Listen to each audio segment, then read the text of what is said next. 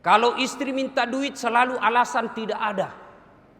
Giliran teman SMA yang cinta zaman dulu, tunggu dek sebentar saya transfer. Dosa kepada Allah insya Allah diampuni. Tapi dosa kepada sesama manusia ini yang agak berat. Dan syaratnya dosa kepada manusia, syaratnya kalau mau minta taubat, 1, menyesal. 2, mengakui. 3, tidak mengulang. Jangan seperti tobatnya ibu-ibu hamil. Coba lihat ibu-ibu hamil kalau melahirkan. Tobat-tobat kan? Ampun pak, tidak mau lagi saya melahirkan pak. Ini terakhir pak, tidak mau lagi saya. 4 bulan kemudian, hamil lagi. Jangan tobat seperti itu. Menyesal, tidak mengulang. Yang keempat, ganti dengan kebaikan. Kalau berkaitan dengan manusia, minta maaf sama yang bersangkutan. Dan syarat yang keenam, kalau berkaitan dengan barang, kembalikan barang tersebut. Jadi kalau ada yang pernah mengambil inventaris kantor angkatan udara, kalau bapak mau bertobat, kembalikan besok. Kalau tidak, maka selama barang itu tidak kembali, selama itu tobatnya tidak diterima Allah. Dan kalau bapak-bapak yang pernah mengkhianati istri, harus minta maaf. Syaratnya tidak hanya mengatakan, Bu, maaf lahir batin, ujung rambut sampai ujung kaki. Tidak begitu caranya. Bagaimana caranya? 1, jabat tangannya. 2, pandang matanya. 3, senyum. 4, salawat kepada Nabi.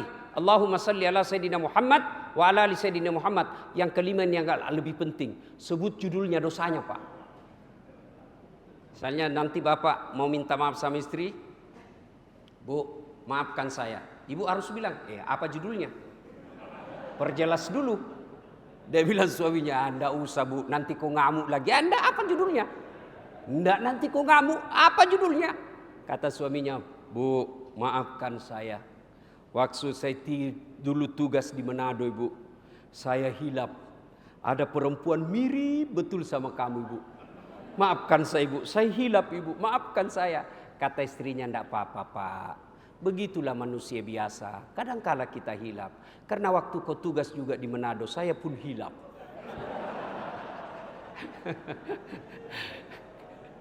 Saya pernah selesai ceramah begini, tiba-tiba ada bapak-bapak datang sama saya bu. Dia bilang, ini Ustadz masalah ceramahnya. Maksudnya apa pak? Jadi nanti kalau saya minta maaf sama tetangga saya harus sebut dusu. Iya. Terus kenapa? Saya pernah pacaran sama istrinya Ustadz.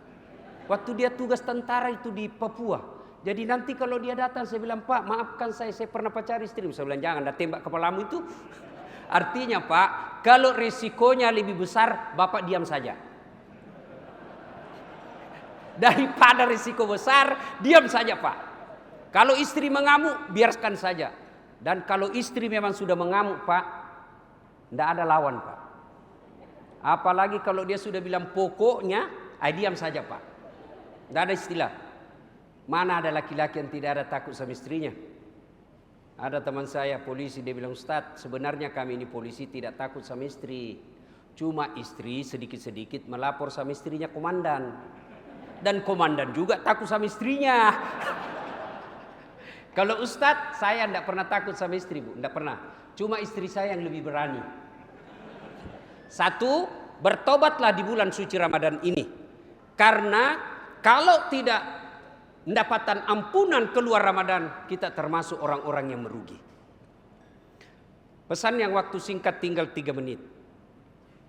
Sebentar lagi Jenderal kita, Kepala Staf Angkatan Udara, akan mendapat nikmat dari Allah yang sangat luar biasa.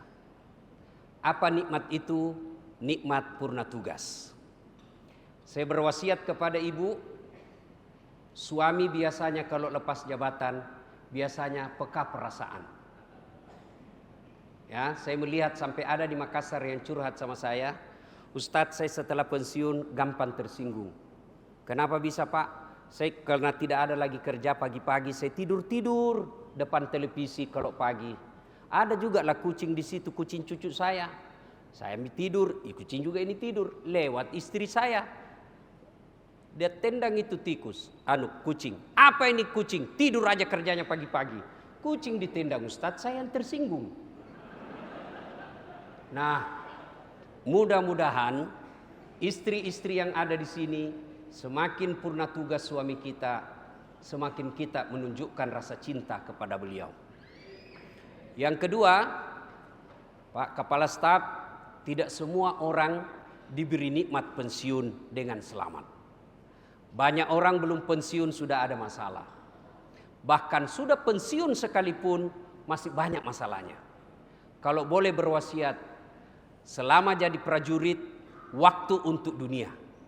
Selesai jadi prajurit, mestinya kalau kita orang beriman, saatnya untuk membanyak diri, bekal untuk akhirat.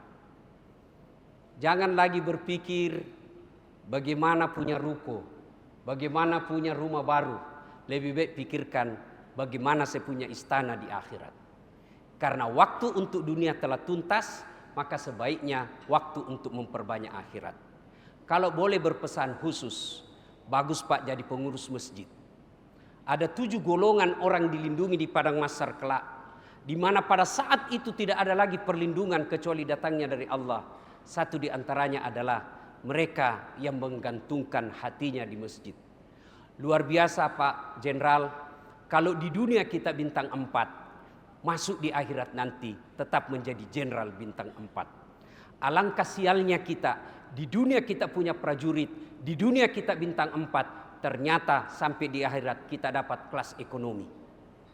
Semoga Bapak Allah rahmati umurnya, Allah berkahi segala penghasilannya, Allah bahagiakan rumah tangganya. Ingin rasanya berlama-lama, tapi waktu jualah yang membatasi saya. Saya respek dan sangat hormat kepada Kesatuan Angkatan Udara yang telah menjaga langit Indonesia. Terima kasih, lebih dan kurangnya mohon dimaafkan. Usikum wa nafsi bitaqwallah, fastabiqul khairat. Assalamualaikum warahmatullahi wabarakatuh.